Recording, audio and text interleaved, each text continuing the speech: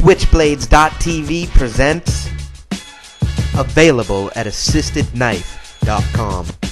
Roadsideimports.com presents Spring Assist Knives. 100% legal in the United States, the United Kingdom, Canada, and Australia. Spring Assisted Knives are great legal alternatives to automatic switchblade knives. Spring Assist knives are also referred to as Spring Assisted knives, assisted opening knives, A/O knives, and torsion assist knives. So what's the secret behind its incredible, easy-to-use blade deployment mechanism? Some have questioned the legality of carrying something that opens so readily, yet the law is quite clear. An automatic knife is defined as an auto of any knife powered by a spring or operated by a button or any other device attached to the handle. Spring-assisted knives use varying configurations. Spring-assist knives do not have any device attached to the handle. Spring-assist knives utilize thumb studs that are located on the blade itself. Some models have a tang, which is also located on the blade itself, but protrudes the body of the knife past the spine. Another idea developed from Kit Carson's flipper system found on the Columbia River M16 model. Most spring-assisted knives use pre-tensioned crescent-shaped torsion bars to provide the power,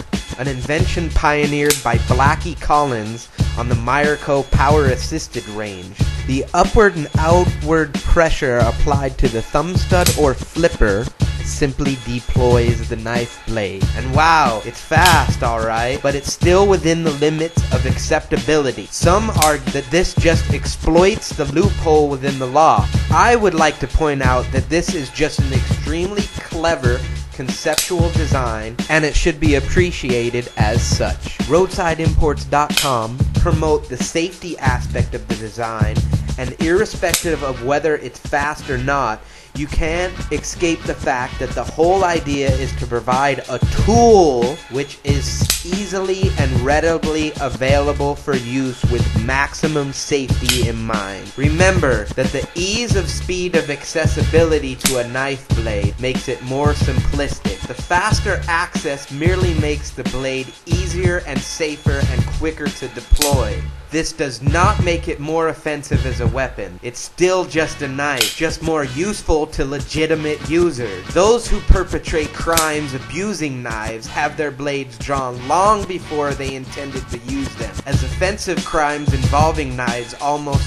are entirely premeditated. The ease with which the tool is usable in no way makes it more or less offensive than any other knife, just safer for the user and others in close proximity to its use.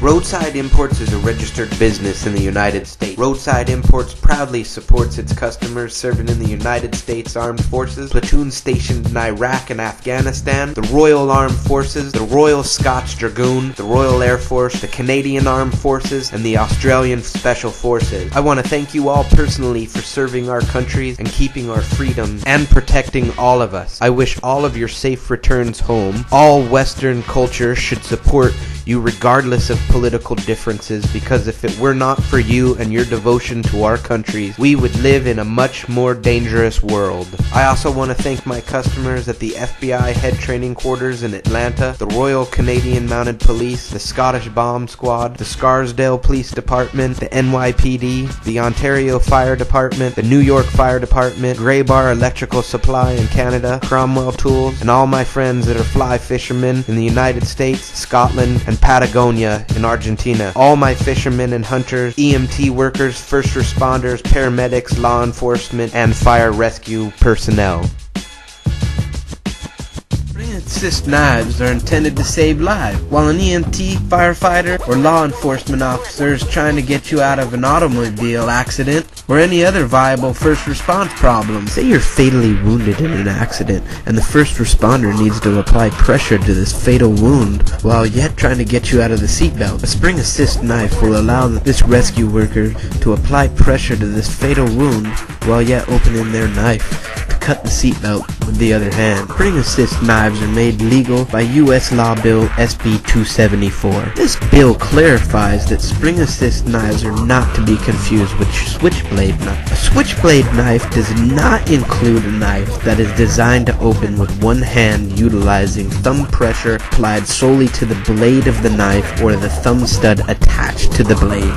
California is the basis of all law due to it being typically the hardest and most progressive in the nation. California State Senator Betty Carnett of the 27th District is the author and who is responsible for Bill SB 274 and the legislation of spring-assisted knives. Senator Carnett realized that spring-assist knives are extremely functional tools by law-abiding citizens, and that these knives serve an important utility to many knife users, as well as firemen, EMT personnel, hunters, fishermen, and others who utilize one-handed opening knives. Senator Carnett realized that spring-assist knives were a viable tool, that they could be used in an automobile accident to cut a seatbelt to save someone's life. They've also saved skydivers' lives when they've had to cut the parachute and then pull their reserve. They've also saved countless fishing poles. They also are essential to handicapped individuals who only have one arm. A special thanks to Senator Betty is in order, because if it were not for her, we would lose more of our rights in the U.S., and then we wouldn't have tools as life-saving instruments. Let's read Senator Betty Carnett's exact words in a letter published to the Secretary of Senate. This was published July 18, 2001, in the edition of the Senate Daily Journal on page 2070, July 5, 2001. Mr. Gregory Schmidt, Secretary of the Senate. Dear Greg, the purpose of this letter is to express the legislative intent on enacting my SB 274, which makes amendments to the Penal Code Section 653K. Section 653K makes a misdemeanor to make, sell, or possess upon one's person a switchblade in California. The statute was enacted in 1957 and provides a length definition of a switchblade knife. In 1996, AB 3314 CH 1054, an exemption was created for one-handed folding knives. Recently, there has been concern that the language of this exemption is broadly read to apply to knives that are essentially switchblades, but are designed to fall under the language of the exemption. In order to ensure that only legitimate one-handed opening knives are covered, SB 274 narrows the language to only allow knives to fall under that exemption